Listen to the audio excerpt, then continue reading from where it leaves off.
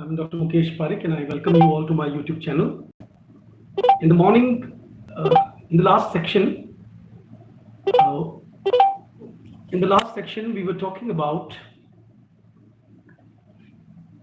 the first section of the first poem, The Wasteland. And in that first section, its title is The Burial of the Dead. We were on the third stanza where there comes the reference of Madame Sosostris, the famous clairvoyant, had a bad cold.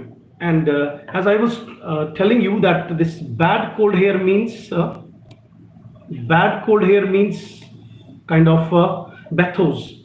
The writer is talking about the sublime ideas of lack of spirituality in the people of modern age, and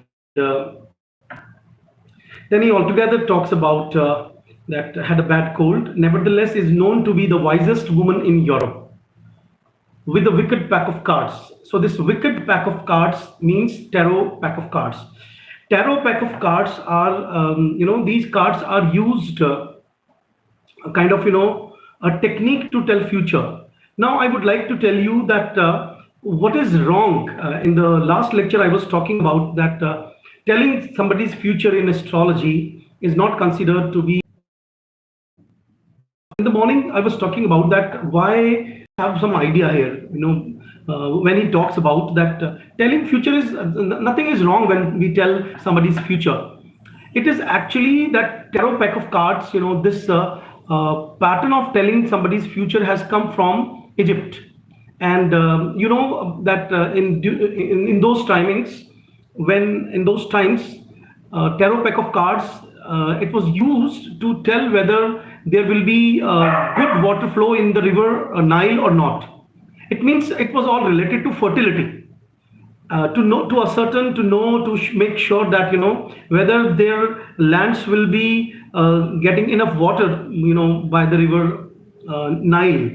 But today in the modern world, this technique of future telling, that is the technique of tarot pack card, is used for ordinary purposes. So this tells us that we have come down to the level of kind of mundane day-to-day life, and we have lost the spirituality of telling somebody's future. That is why the writer. I would also like to tell you that in this section, the writer is using two or three kinds of ironies. As you know that there is an irony which is called obverse irony, and there is one Sophoclean irony. Those who are less aware about irony, I have already uploaded a video on my YouTube channel. Particularly, it is meant particularly for irony, because any student of literature, if he doesn't have a good knowledge of irony, he won't be able to understand. Because every time when we read text, every time teacher is not present to tell us that what kind of different kind of ironies are present. Dramatic irony you are aware about. So what are Sophoclean ironies and obverse irony which is present over here? That is, we know, being readers, we know that the writer wants to say something, but that is not proved there. After reading certain lines, we reach that place where we come to know that what writer was telling us, say 10 lines earlier, is somewhere opposite to the situation which is telling in that particular line. So this tarot pack of card reading, where future, looking at future, or to have a desire to look towards one's future, is question marked, because as you know that what kind of questions we mostly ask when we go to modern man is more insecure, I think. So wasteland, another kind of wasteland we can talk about. And then, as I told you in the morning, that there is a technique of chiaroscuro being used in this poem, that on one level the writer wants to give us through this parallelism kind of technique, that the moment he talks about tarot pack of cards, automatically he tries to give us a kind of our background knowledge of the rich culture of Egypt, where tarot pack of cards, they were used by gypsies particularly. And in those ages, tarot pack of card, or say fortune telling, it was used for some higher purposes, for some spiritual purposes, for the whole humanity. But today, common man, goes to astrologers, and what kind of questions he asks? It means, if we are not sure about our future, that has become a bit common, with the modern day students.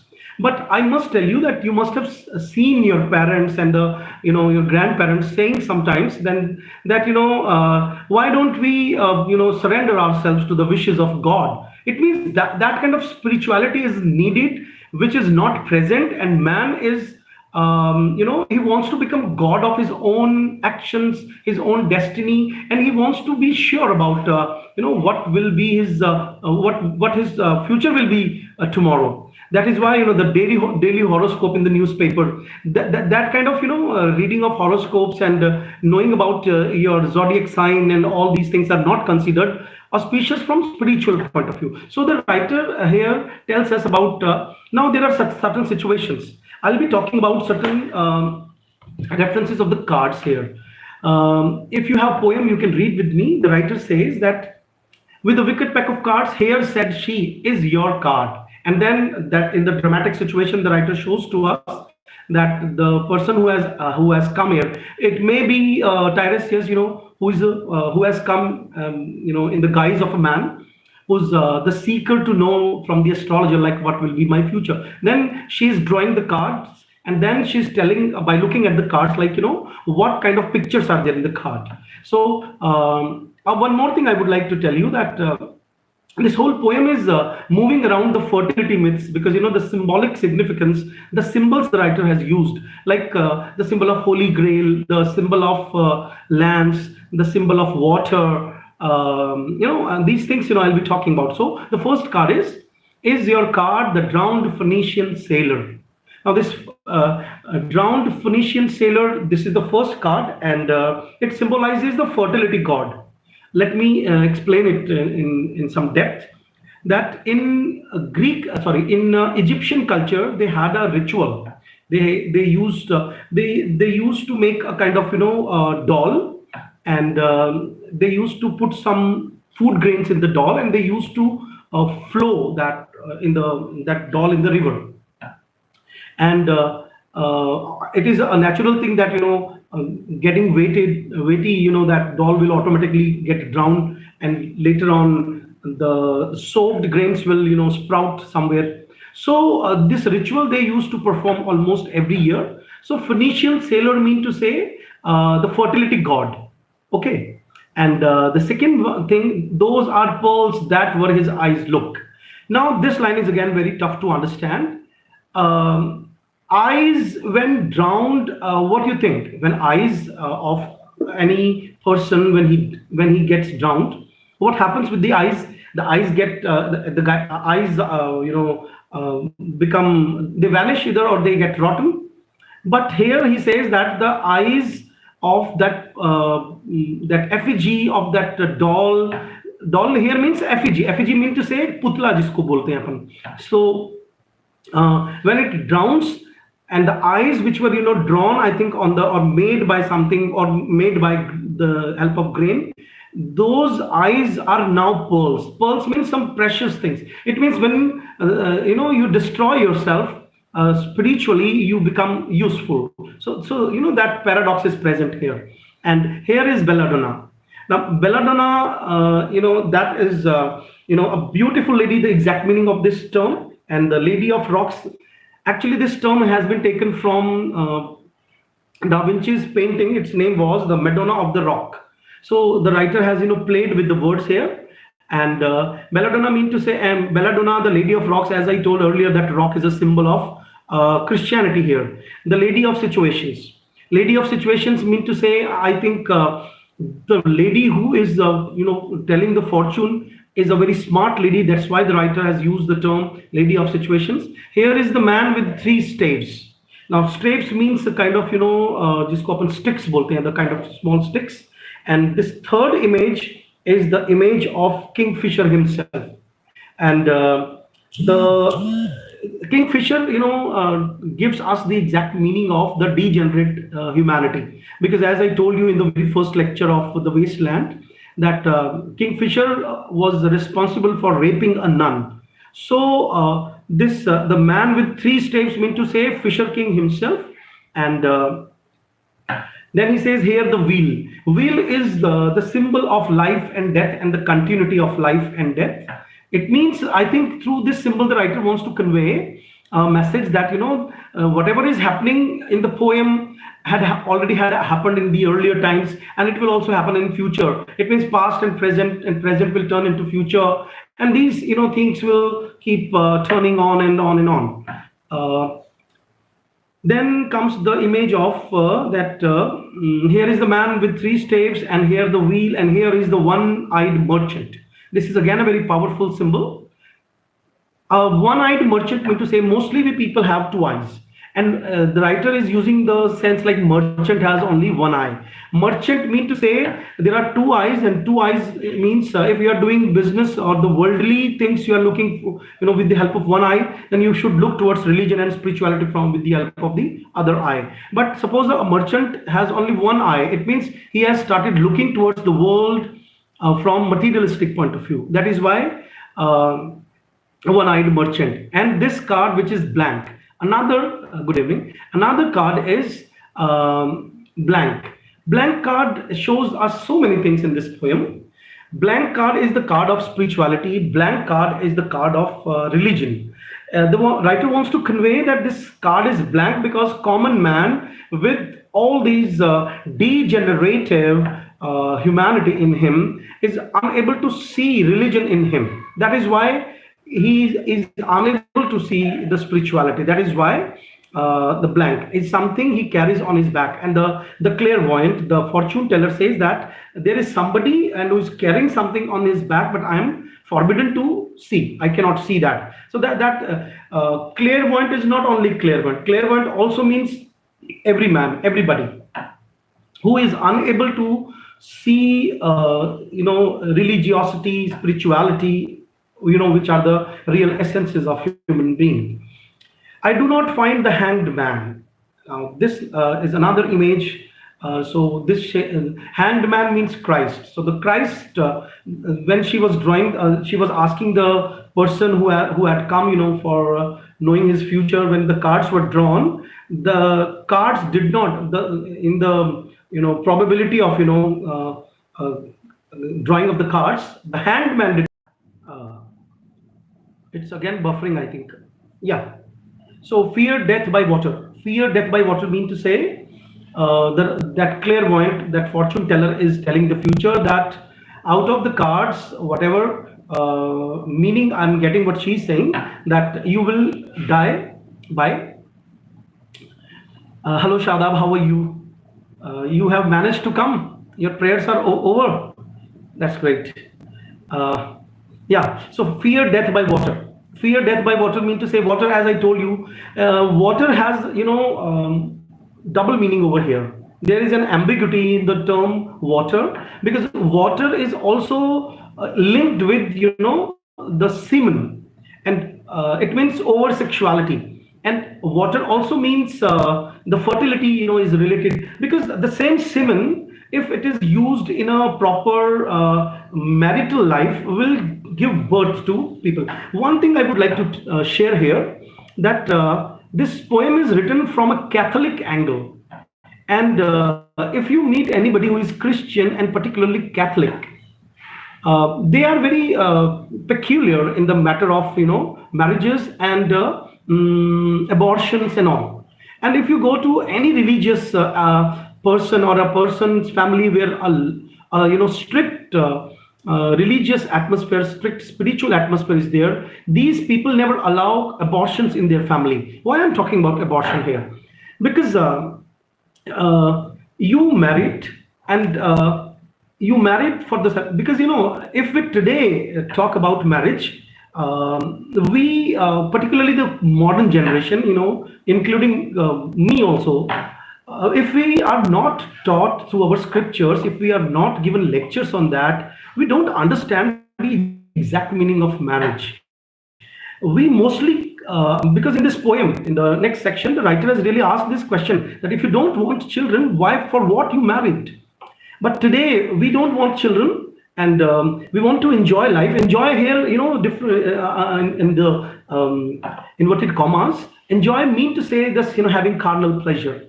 We don't understand exactly the spirituality involved between the two people when they engage in the sexual act. That spirituality. I would like to take recourse to philosophy here to make you understand that why fear death by water is a very great line. It is said in Hinduism that there is a concept of Dvait and Advait. And I was a very small child, and my grandfather was talking to my mother and father somewhere. There was a philosophical discourse was happening around in my family. I was unable to understand that, but I still remember there was something going on between the words they were using were like Dvait and Advait. And what he was telling us, he was a sage, kind of very highly qualified person, my mother's maternal uncle. What he was telling that a single person is a part of duality, like a male and female. They are dual, means dvat, two, dual. And when they, when they get united during marriage, during the carnal, pleasure, or say whatever, that consummation of the marriage, their souls get mingled and they become one. Okay. So yeah, illicit relationships, and so what I'm talking about, that two become one. Okay, the height of your sexual activity, where both the partners lose their consciousness in the sense that they lose the sense of self. And then it is said in Hinduism that the word for son is Atmaj, and the word for daughter is Atmaja. So it is considered that your son is a part of your soul. It means through your semen a part of your soul has entered. It means it is quite a holy task, performing marriage. And in Hinduism it is called Garbhadhan Sanskar also. Out of the 16 sanskaras, we have this, the most important sanskara. And it is not performed any time. There are certain times fixed for that. Days are fixed for that. After the periods, a woman is not allowed exactly. There is a particular time when the egg will be, the propitious time will be there. And then so I hope like you can understand. So as I told you in the last lecture, that Eliot had all these kind of knowledge. And somewhere if today's man indulges himself in over sexuality, then I think his spiritual death is imminent. His spiritual death is fixed. He will die out of sex.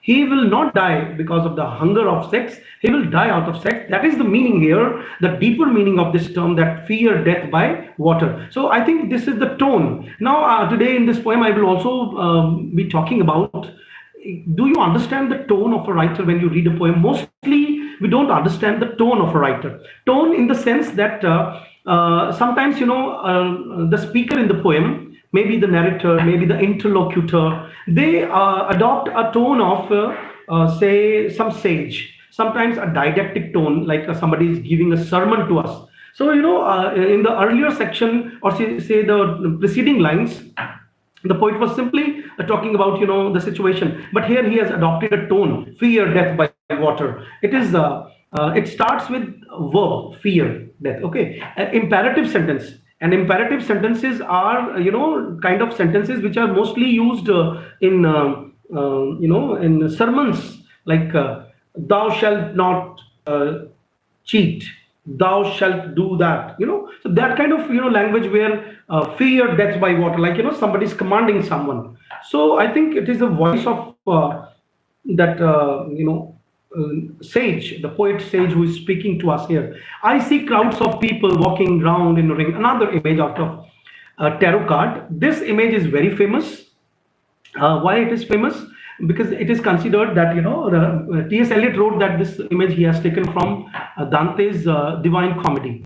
Dante's Divine Comedy is a background knowledge without which anybody who is preparing for NET or say appearing in post-graduation exam, I consider that person very less knowledgeable. Means like he's not ready to become a professor if he doesn't have a cursory knowledge, at least a basic knowledge of in this Divine Comedy by Dante. And from there, the writer has taken an image that I see crowds of people walking around in a ring. Now, this ring, people are walking down in a ring. This scene is there in the Inferno of Dante. But let me tell you the modern significance of this line here. People just imagine that you are like a drone somewhere. Death thou should not be proud of. Done. uh, no, that is not a link here of that, Ankit. Just listen to me. Don't make your fertile mind go here and there. Otherwise, you won't be able to understand the point. Let me clear it. Just like a drone, hang yourself above say some feet, and then you will find that when the common times are around us, we go to our work, then we go to the particular place, we come back the other day, again we go there, again we come back home. So we live our life in a circle.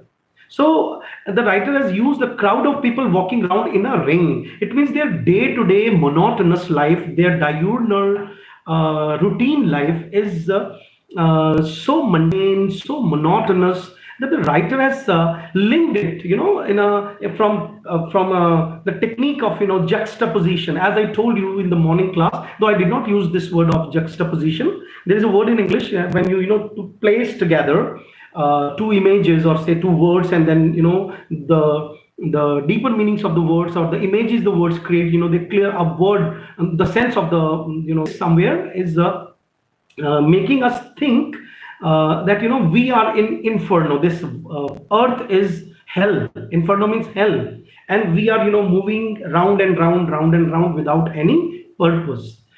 Thank you. Then the dialogue ends, and that clairvoyant, like she says, thank you. If you see dear Mrs. Equitone, an imaginary character has been introduced in the poem. Tell her I will bring the horoscope myself. And she says that she should not come here. She will go to the place of that person and will deliver the horoscope by herself. One must be so careful these days. These lines have no other meaning than simply be a bit cautiousness of that clairvoyant, because it is against the church, or say the state's rules, to tell somebody about future. And another scene comes. Unreal city under the brown fog of a winter dawn. Brown fog is a phrase which is very favorite of T.S. Eliot. You will find the same phrase there in two other poems, like Love Song of J. Alfred Prufrock and Love Song of a lady, old lady. In these two poems, the writer has used this phrase. Under the brown fog of a winter dawn, a crowd flowed over London Bridge. So he has, taken us to the London Bridge. London Bridge is the pinnacle, say acme, or the center of civilization. And this city is unreal city. Unreal is again in the sense because the writer has shown brown fog. Brown fog is simply, when smoke is around, and the writer has created an imagery in which the things which are not looking, the things which don't look real. So many I had not thought death had undone so many. Undone mean to say destroyed, ruined.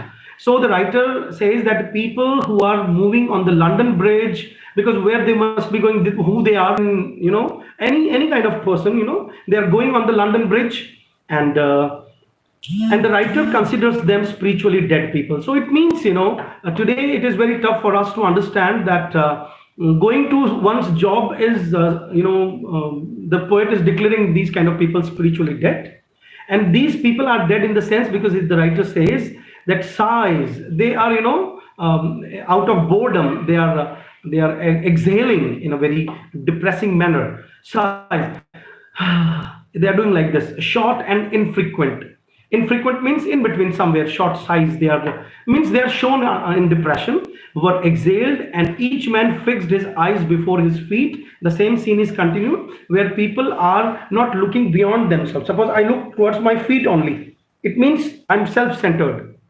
I'm more concerned about my life, my meanings, my money, my house, my gains. So each man fixed his eyes before his feet, flowed up the hill and down King William Street. Again, there comes the name of King William Street, to where Saint Mary Woolnoth kept the hours.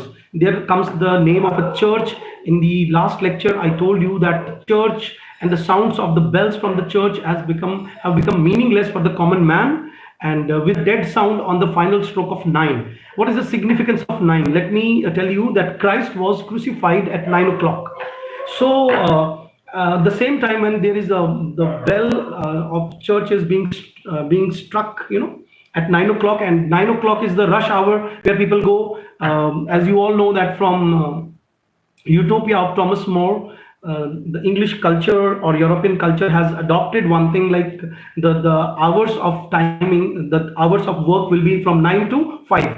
So we have fixed ourselves in a routine. So the writer says that someone who has fixed himself or herself in a routine, and church and the sounds from church do not attract him. For suppose, as I gave you the example in the morning, that suppose the sound of azan is coming from mosque, the bells are being struck, or say chimes of arti are coming from temple, but nobody's paying attention. For them it is there I saw one I knew and stopped him crying, Stetson. Another scene comes, another image. Those who have joined me first time should understand that The Wasteland is a poem in which vignettes are used. Vignettes are small, short images which are like collage being linked together, and every particular image has a or a picture has a different meaning. And when we connect all these images, and overall another meaning comes to us. We are dead because we are more indulged in the sexual activity, in the materialistic activities. And he says, there I saw one I knew and stopped him crying, Stetson. Hello, oh, are you Stetson? Male. There is a dialogue. That corpse you planted last year in your garden, has it begun to sprout? Now, there's the title of this section, that is the burial of the dead.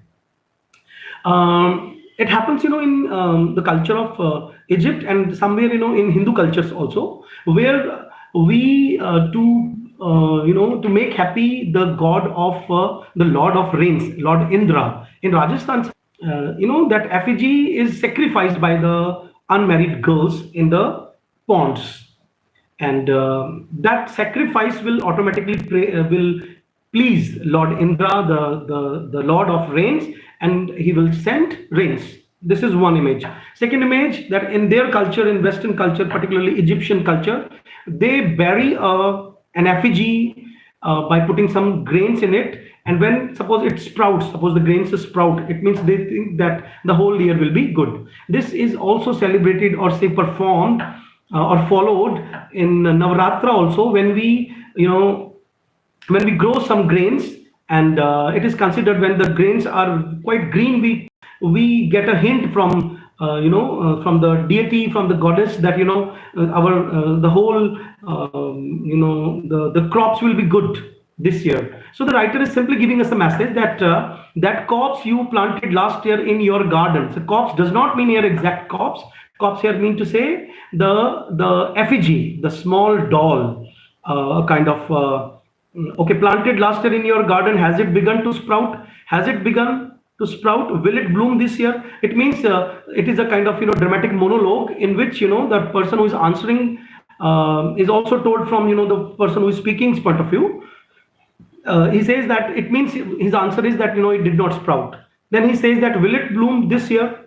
Then he says, or has the sudden frost disturbed its bed? Bed means kyari, that place where the effigy was dumped.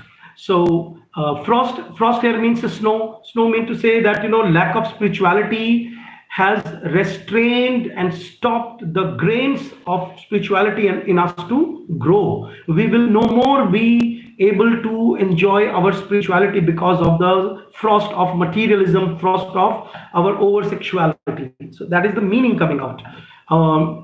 Oh, keep the dog far hence, that is friend to man. Dog is a symbolic meaning here. Dog in the general sense means the writer, the person who is talking in this dramatic monologue, he says that if the dog disturbs the bed, it will not sprout.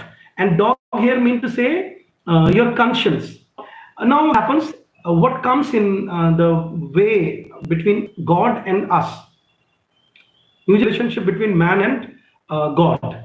What is that? That is conscience, the rationality. So the writer is somewhere, the dog means rationality, the thinking power, the logicality, because that logicality will make us away from God. So that's why he says that keep the dog far hence, that is friend to men, or with its nails he will dig it up again. So this is the whole idea, in the first section. You hypocrite, lecture, mon semblance, mon frere. This line he has taken from Baudelaire, and he says that lecture mean to say the he's also addressing us. That hypocrite mean to say he has dismissed the whole meaning of the poem with this last line. My brother, you are a hypocrite mean to say I should not believe you. And here ends the first section of this poem. Now starts the second section, that is the game of chess. Now, the starting section I should not read, I should simply tell you that in the game of chess, the title has been taken from, you all know, from Middleton's play, Women Beware Women. And chess is a symbol. The symbolic significance of the game of chess mean to say that the sexual intrigues mean to say the kind of plots you use to gain the people of your choice. And in the society where people starting 15 lines MCQs, yeah, I will provide you MCQs also. You should start visiting my website, www.mukeshparik.com, and on this website I have my blog, and I keep tomorrow, or say today in the evening, I will upload one quiz there. MCQs means quiz you are talking about, I think. Yeah? So in the starting part of this section is compared to heroine of Rape of the Lock by Alexander Pope, and you must also be aware about this Cleopatra. So the writer has given us a very flamboyant picture of it must be a room of a prostitute somewhere, or a call girl, which is over decorated. And the writer has given us again by using the contrast, that do you have poems with you right now? Because otherwise it will be a futile effort if I read something. Tell me, do you have poem right now with you? Because if you don't have poem, then there will be no meaning of this live class. So let me read the starting section. The chair she sat in, again the writer has created a girl, imaginary girl. She's sitting in a chair like a burnished throne. The chair is like a throne. Now, how can chair be a throne? It means the writer has not suggestively, he has given us a meaning here, that it's over decorated, decorated room, glowed on the marble where the glass held up by standards wrought with fruited wines. There is over decoration from which a golden Cupidon peeped out. Cupidon mean to say small love gods. They are peeping out. This is carved somewhere in the picture. You have poem. That's great. So Cupidon here mean to say small love god. Cupid is the god of love. Another hid his eyes behind his wing. So again, there is an image. The writer has shown us two cupids, two gods of love. One is looking, and the other one is hiding his eyes with his wings. It means some nude activity, some vulgar activity is going on in that room. So this is the symbolic meaning. Doubled the flames of seven-branched candelabra. Candelabra means a kind of chandelier. Chandelier means where so many candles are lit. So seven-branched candelabra meant to say a very luxurious, aristocratic kind of place is there, reflecting light upon the table as the glitter of her jewels rose to meet it. It means the woman is wearing very costly, or say the gems are giving reflection of those flames of the candles. From satin cases. Satin cases means very delicate cases. Cases means boxes. Poured in rich profusion. The writer has shown a kind of toilet room in English. So there must be the dress of a woman. Now, what is the significance actually? That as you know that in almost all the considered for her, Sola Shringar is considered very auspicious. It is considered that even in our religion, when Sita went to exile with her husband Ram, even when her jewelry was taken, they were about to take, Mantra was about to take her jewelry. Some part of jewelry was given to her because a married woman is, for her, it is not considered auspicious if she is not wearing jewelry.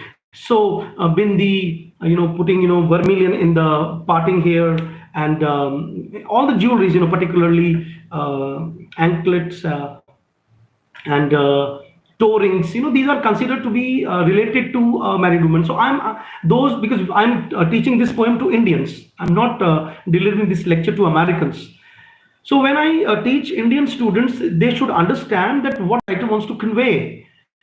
Decorating oneself in the rich manner is considered somewhere, like, a girl of, or a woman of low, or say loose character. Somewhere it is considered, certain religions, but in Hinduism, for a woman, but in Hinduism also, I think, when we see that, there is some over decoration in a woman, we consider that, she's a market girl somewhere. That, and I'm talking about the common mentality. So the writer has used that. Okay, before I, move forward with this section, I would also like to tell you something, that from Marxist point of view, if we analyze this poem, because so far I have not used word the meanings. Actually, you should apply the technique, that what is the mentality of this writer. You can see that, decorating oneself is wrong for him. One stand affair, one night affair is wrong for him. Meeting without marriage is wrong for him.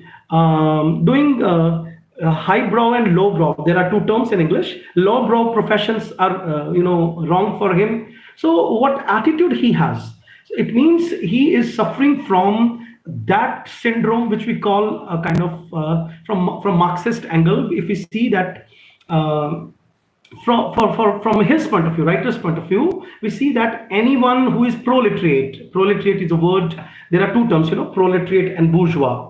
Bourgeois are the rich people, and proletariat are the riffraff, or the people who belong to lower middle class, or say working class people. It is considered, T.S. Eliot was highly criticized for his views, which are negative for the riffraff people, or the labor class people. If you go to experienced poverty, but we have seen poverty, and if we look at poverty, I think many things are very, many things, will change or live in a relationship. And commitment, suppose you do a verbal commitment and you don't engage the whole society with you, what is wrong in that? Because in Hinduism also, there are different kinds of marriages. Gandharva Vivah is there, Rakshasi Vivah is there, Brahman Vivah is there. There are different kinds of marriages allowed. So what I'm saying, that I'm not giving my points of view. Let me tell you frankly, whatever I'm saying is, I'm making you people, so that you people can use your minds. You start, analyzing things from different angles.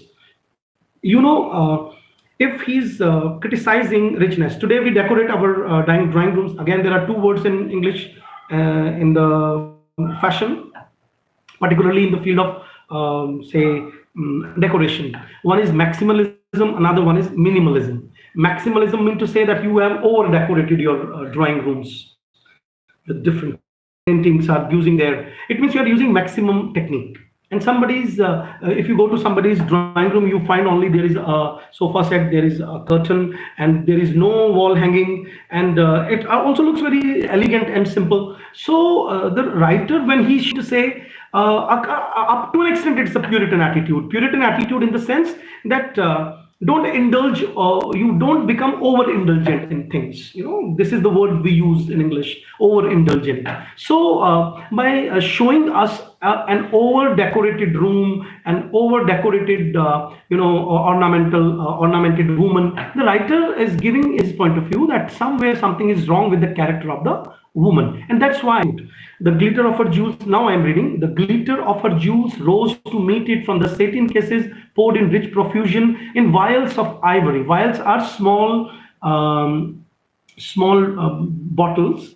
Ivory is again, ivory, elephant teeth are tuskers, it's quite costly. Vials of ivory and colored glass. Colored glass are considered anti-Puritan because colored glass. If you decorate your house with colored glass, it means you are considered to be having overindulgent attitude towards decoration. Unstoppered, these Sir ji online course start karo. You talk to me on my phone number, that is 9828402032. And those who are interested in joining me online for online courses, they talk after the time is over of the class.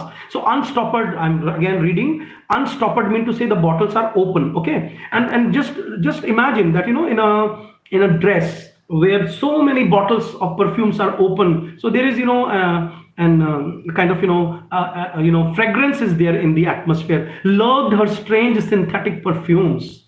uh, Synthetic perfumes mean to say, now again, when we use low brand perfume, so that I think the writer wants to convey by this particular word synthetic perfume. Synthetic perfume mean to say someone of low character who is using, or say unguent. Unguent means lotion, powders, liquids. Troubled, confused. Troubled, confused mean to say on a particular table there are so many bottles are arranged, and in such a manner that anybody can get confused, like which bottle should be used or which lotion should be used. And drowned the sense in odors, and it is so fragrant around that one can become conscious less.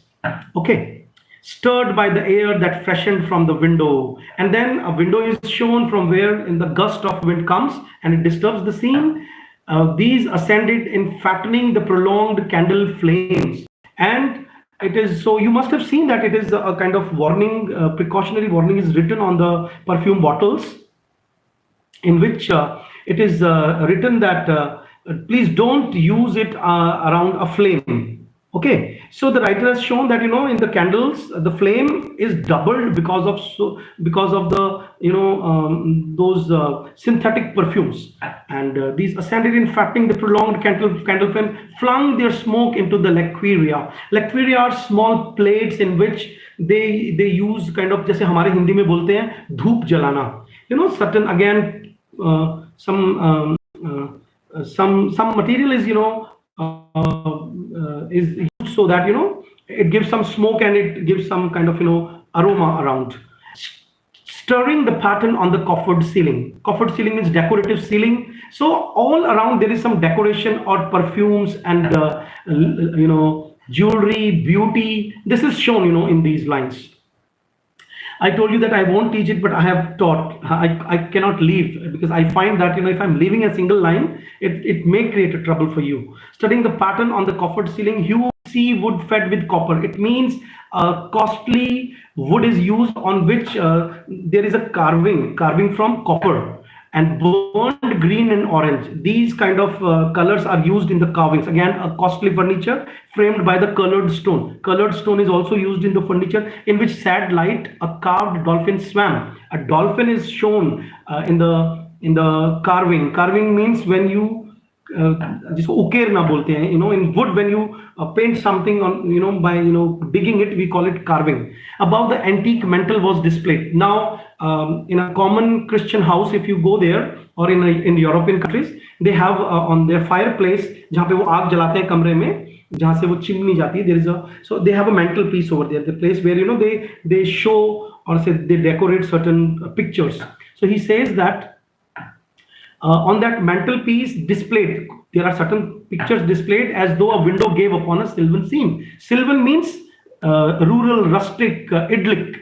गांव का एक of some village, some scene, some scenery is displayed there. The change of Philomel. Now again, Philomel is used as a symbol here. Philomel is a bird. There comes a story in Metamorphosis in which there was a girl, she was going to meet her sister, and the king Taurus, he came on the way and raped the girl and cut the tongue of the girl, and then that girl turned into a sparrow. So this is a story written by a writer. His book's name is Metamorphosis. So the change of phenomenal by the barbarous king so rudely forced. So the writer, by juxtaposing two scenes, that in this decorative room there is a mantelpiece, there is one photograph in which there is a philomel, and the writer is giving us the whole object through objective correlative is asking us to link the image of phenomena with the ray.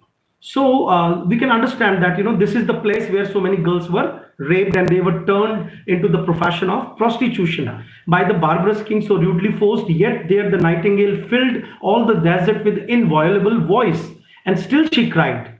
And then the writer has shown us that the complete cycling of the time, that the writer says that this is a story which was told to us in Metamorphosis book, but the same story goes now also. It is the recurrent pattern of the fate of a human being, particularly girls, and the lust in man will ultimately turn the future of the girls like the future of or the present of this phenomenal. So filled the desert with inviolable voice, and still she cried. Still she cried mean to say the incident happened in ancient times, or say in mythology somewhere, and but the same thing happens today also. It means this is a perpetual, a continuous wasteland which never stopped. The same wasteland man has turned a fertile land into a wasteland because of his lust, and still the world pursues, and the writer wants to convey that this is something which still going on. And jug jug to dirty ears, when that the sound of this phenomenon is like, it is not like chirping, it is simply like jub jub. So the writer has used the term onomatopoeia. A literary term is used, onomatopoeia, in which the sound, the words create a sound, and that sound is actually related to the particular animal or that particular word. For example, I say the humming of the bird. So the jug jug to dirty ears. Dirty ears, there is again a literary term which is ears are not dirty, the people whose ears, those people are dirty. So it is called transferred epithet. So the dirty ear mean to say people who are filled with lust, their ears are dirty because they don't show pity on these kind of girls who are ravished, who are molested, and other witnessed withered stumps of time. Stumps of time mean to say, whatever had happened earlier in past times. Those things are, the writer has used the term withered. Those things, like in the form of paintings, are displayed on the mantelpiece, and were told upon the walls. On the wall also there were certain paintings which are talking about some past. Staring forms leaned out. Out of these pictures there are certain photographs where eyes are looking at people, and leaning out, staring forms leaning out, leaning, hushing the room enclosed. And the writer has shown that something is happening in the room, and there is silence, and then somebody's doing this. It means again there is a scene which gives us an allusion from Middleton's play Women Beware Women, where in one room the sexual activity is happening, and the mother-in-law is sitting outside, and she is not aware about that. So writer is somewhere giving us some connotative meaning of this scene also. Footsteps shuffled on the stair. The scene changes now. The writer has shown a staircase where somebody has come. So the footsteps shuffled. Under the firelight, under the brush, her hair spread out in the fiery point. Now again a new scene comes. A girl is shown to us. She is filled with boredom. I would like to give you a word. In existentialism, we use the word ennui, ENNUI. Ennui means a kind of spiritual barrenness and kind of hollowness we feel within. So the writers displayed that by showing a girl who is so much bored out of her monotonous life that under the firelight, under the brush, she's combing her hair, spread out in fiery points. And now look at the the scene here, the image the writer has created, that her hair are just at the end, when the light falls at the end of the hair ends, they are looking like they are under fire. It means the writer wants to show the fire of lust in the woman, but he has created an image. Okay, So spread out in fiery points, glowed into words, then would be savagely still. So that girl is combing her hair, and she becomes savagely still, mean to say that automatically, mechanically, she becomes very silent. And then again, a dialogue comes, another scene comes. I think two lovers are talking with each other. They say, "My nerves are bad tonight. Yes, bad. Stay with me." It means a couple is shown in which somebody has come, must have had sex, and then he wants to go, but the girl says that, my nerves are bad tonight. It means I'm not feeling well, I'm under depression, I'm going to stay with me, speak to me. But that, the lover is not speaking, so she must be saying, speak to me. Why do you never speak to me? Now it shows that, that the meeting occurs mostly, or it quite often occurs, but the lover does not say anything. It means there is no communication between them. It means animal love. It means only they meet for sexual hunger, to satisfy their sexual hunger. It means no spirituality is present in this kind of sexual activity. What are you thinking of? And that boy is silent, and the girl asks, what are you thinking? What thinking? What? I never know. What are you thinking? Think. So this is again, of these lines. Then again, Fisher King. This is lecture number 3. Because we have to take recourse to, we can just imagine that, who is speaking, because as such there is no particular reference, who's speaking with whom. So I think it is Fisher King who was ruined with the curse of unknown, somebody unknown's curse on raping a nun. So he is saying that I think we are in Rats LA, where the dead men lost their bones. So that again, our Wasteland is up till now the writer was talking about symbolic wasteland, but now in the true sense of the word, the writer has shown. Just imagine there is a street in which there are bones, rats are going coming. So the speaker has imagined that he's in the Rats LA, and where dead men have lost their bones. What is that noise? And when some people, when they secretly meet without marriage, they're always under the threat, like about their affair. So I think this nervous, the wind under the door, that he asked, like, what is the noise? The girl must be saying that it is nothing, it is only the wind. Then he says, what is that noise now? What is that wind doing? Nothing. Again, nothing. It means that complete senselessness is shown by these dialogues. Do you know something? Again, I'm reading now. Know something? Do you see something? Do you see nothing? Do you remember nothing? That girl is asking the boy that, why are you talking nonsense? Don't you know anything? I remember those are pearls that were his eyes. So this line is repeated earlier when Phoenician sailor was shown, symbolically drawn. His eyes are pearl. Now again, there is a juxtaposition, or say the sandwich technique, as I told you earlier, that the same line came earlier, and this line is repeated here. That the writer wants to convey a message that if you are not using your body, your physical wealth for your spiritual gain, then your eyes, which are eyes, will not turn into pearl. Are you alive or not? Is there nothing in your head? Then the girl asks, like, "Hey, what are you talking about? You are talking nonsense." And then there comes the reference of a song, which different critics have given different meanings. Oh, that Shakespearean rag. It is so elegant. If you go to Wikipedia about Wasteland, you will find that they have given us a reference that this was a famous song which was run on the radio on that day, in those days, and that Shakespearean rap. It is so elegant, so intelligent. What shall I do now? What shall I do? I shall rush out as I am and walk the street with my hair down. So what shall we do tomorrow? What shall we ever do? Now this is the mundane life, directionlessness. No spirituality, no directionlessness. For example, in this isolation period, we are under this lockdown.